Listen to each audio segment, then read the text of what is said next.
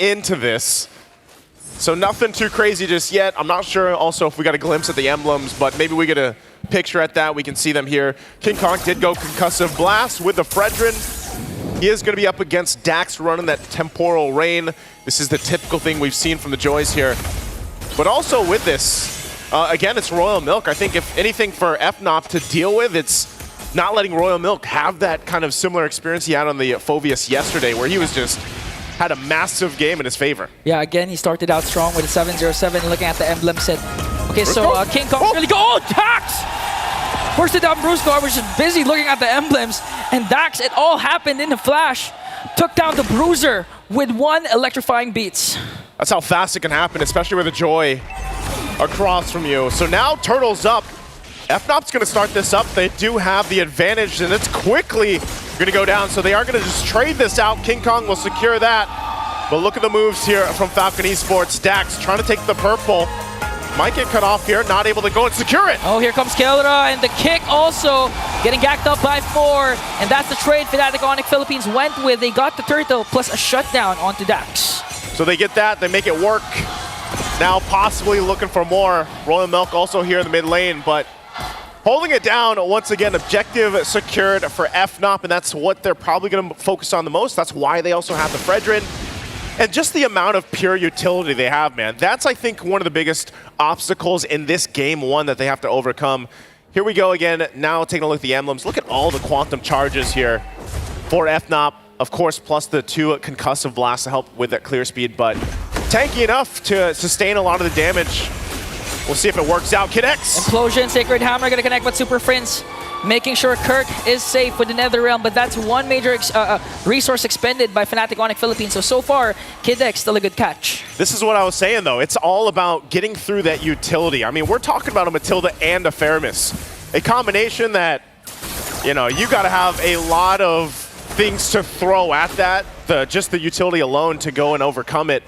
And then on top of this is withstanding these setups from Kirk. I mean, a lot of times lately we've seen Cho just going in the roam, you know, and playing that. Here we go. This is the aggression we were all talking about Fnatic Onic Philippines zoning out once again. Kid X now going to transition onto the top lane, going to try and get down energy shields, zoning out Benny, but here comes PX7 though with the Wings by Wings. They're going to get some extra gold here for Kelra, working on that turret, nearly half down now. Turtle's going to be up shortly here, so we'll see how they rotate through this. Royal Milk still holding down the bottom side alongside Kirk. They'll go ahead and just duke it out a little bit as the rest of the team gets in position. I'm wondering, does Falcon Esports actually want to contest this, or do they let it go? They might have to rely on Kid X setup potential. He's got the implosion ready as well as the flicker. There they go. Okay, here comes the Shadow Stampede, but Royal Milk goes in with the Infernal Pursuit. Implosion gonna connect, paired up with the Feathered Airstrike, but Super Prince once again with the Nether Realm. Dax going in from the back line with the electrifying beast, gonna bring down King Kong, but Royal Milk once more gets 2, a double with the Infernal Pursuit. No, make it 3. Kirk answers with a kick. Kelra gonna feed him off. Double also for Kelra. But Falcon Esports, they won that trade. They got 4 kills plus this turtle. It's looking like Royal Milk again gets the triple kill. All that under the tier 1 turret too. A great fight from Falcon Esports, and that'll also get them a turtle. So they've got that fight in them. And Fnatic Onic now has to adjust from that. You know, it was a great initiation at the start, and they responded well, but then they just get collapsed out, and that's what the Phoveus does. Yeah. He allows you to just go ahead and get the airtime with the Infernal Pursuit and just dunk on people, turret or not. And so Kelra nearly getting that tier 1 turret up on the top side. He's going to be fine. Guiding Winds out. Dax will get his first item locked in now. Starlium Scythe. Glowing Wand also for PX7. Some of these first items already coming into play. Okay. Mid lane though. Energy Eruption. Going to try and poke down Kid X, so he doesn't have the health to zone out the members of Fnatic Onic Philippines. And looking at the previous clash, apart from what Royal Milk did, we have to commend again the mid duo of Kid X and PX7, but we have to commend Brusco because he goes in with the Guiding Wind. Woo! And now saves Kelra. That was 2 objectives, resources expended by Falcon Esports. On the other hand, Royal Milk here trying to zone out Super Prince Kirk. Well, we see a kick and it connects. There's the kick. They're going to find the target. Kid X out of the picture. And now their next target is Royal Milk Super Friends. Clutch NetherRealm once again to out-sustain the damage of Falcon Esports. And this time, no trade for Falcon. You see the amount of utility that we're talking about. Oh, Benny could be in trouble. Oh, use up the red 3. Still has the Purify, but here comes our Startling Eagle, bringing King Kong with him. And bang, bang, boom, Benny goes down. Benny nowhere to run. Not going to be able to get away from that. Again, this pressure that is put on with the utility, whether it's a Guiding Wind, whether it's a NetherRealm, it's so much mobility that FNOP wants to play around with, that Falcon Esports is going to have to adjust from it. But still, you have to take a look. Jungle's doing fine. Dax is there. PX7 will go ahead and clear out the wave with the Feathered Airstrike, and now Turtle up. Last one in the game. 1-for-1 for both teams. Still, Falcon Esports can choose to fight this. They're going to keep Benny up on that top side, possibly trading if they can. Royal Milk will go ahead and just hold this front side. Uh-oh. Hold on. They got to watch out, though. Kirk on the hunt for this, too. Still, this could be a full-on fight. 5 versus 4 here. They're going to force Kid X back. Dax might try to jump in. Gets... Oh, no. He's in trouble. Oh, the kick flicker combination from Kirk to take down Dax. And now they're going to get a turtle. But Benny answers back with a turret top takedown. Now, Fnatic Onic Philippines, they're in a roll, in full control. King Kong used up his retribution to force PX7 to use the flicker and wings by wings. Fnatic Onic Philippines holding to a 1.7k gold lead. Good push from Benny. At least they got something out of it, but Fnatic getting a whole lot in this. They're going to drag Kid X. Shadow Stampede, forced to use the Sacred Hammer for Kid X to walk away.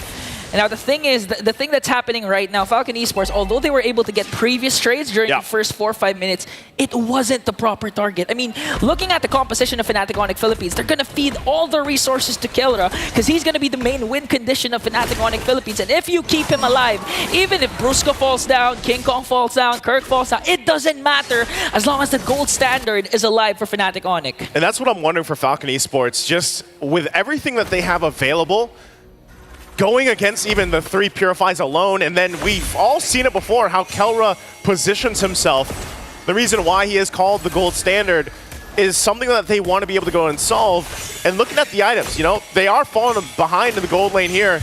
King Kong, tanky enough, confident enough to go and just fight for this purple buff. Might force out, the red trees goes in. Gonna be fine though, they do kind of disengage, keeping Kid X at bay here. Not sure if Falcon Esports actually wants to take a fight. They're just kind of slowly whittled down. Even with the Ghost Bursters alone, the turret finally falls. Kelra working on it. Now for the tier 2. The focus here, they might force a fight. Kelra, the damage! One more! So Kelra gets a kill onto Benny. The next target is Royal Milk Infernal Pursuit. He's going to bring down one with him, but Kelra says, I'm going to take 2 and bring them down. Fnatic Onic Philippines transitions to the middle lane. Again, Kelra now under the turret. The tier 2 is in trouble. PX7 is gone. The aggression of the Super Family. I mean, all throughout the game, they're grouping up, finding kills. Even if you look at the lineup, Falcon Esports, they have a good counter initiation with Kid X with the implosion, but the problem is, he's having a hard time setting because Kelra has proper targeting. The main damage dealers of Falcon Esports are falling apart even before Kid X has an opportunity to cast his ultimate. My goodness, the amount of damage that Kelra has right now, as we saw just from that glimpse, as Lord is secured now for FNOP. You know, what is he at? Haas Claws, he's got the Berserker's Fury, he's just got the Rose Gold Meteor Dog, he's got, you know, Malefic Gun too. He's got all the space in the world to work with. And so with this, Falcon Esports falling further behind in this game 1, they're gonna have to go ahead and get ready for defense against this Lord push. You still have that wave pushing up top alongside Kirk into that tier 2 as they get ready. They might have to pull a miracle play out here with Kid X. If they can get things set up, King Kong on this side of the jungle. Okay, Dax still gets this purple buff. And here comes the force. Fnatic Onic Philippines will take down Royal Milk once again. They have a Lord marching in the mid lane. You know, looking at the game, it's not a good game to be a Farser right now because the dive composition of Fnatic Onic Philippines is just too much. I mean, you have Cho, you have Matilda, even King Kong has been diving for Fnatic Onic Philippines, and now they're sieging in with the Lord. PX7 casts his Feathered Airstrike, but has to cancel it right away because of the threat Fnatic Onic Philippines has. Looking to close the game out, still with the Lord marching in. Falcon Esports has to go ahead and defend. They're getting whittled down. They will take care of the Lord, though, so that might be all they get. FNOP still waiting for the rest of the waves to push in. They want the rest of the base turrets. But now in full force, Falcon Esports. Can they hold on to the base? The shields are gonna pop. Kelra just taking a couple shots there. Look at the damage on Royal Milk alone. And there they go, still trying to end it here. Oh, the implosion is there, last effort, but Super Friends once again save the super power with the Nether Realm, but here comes the counterattack coming in from Falcon Esports, gonna bring down King Kong. One member down for Fnatic, Onic Philippines, but they're gonna transition up top and try to bring down another turret like a Kelra! Even on the face of 4 members of the Falcons! He's going dead! Phase wants to go for more, gets the double, Kurt gets the kick, feeds Kill with the triple. Is this gonna be a main? The Kelra wins it for Fnatic! The gold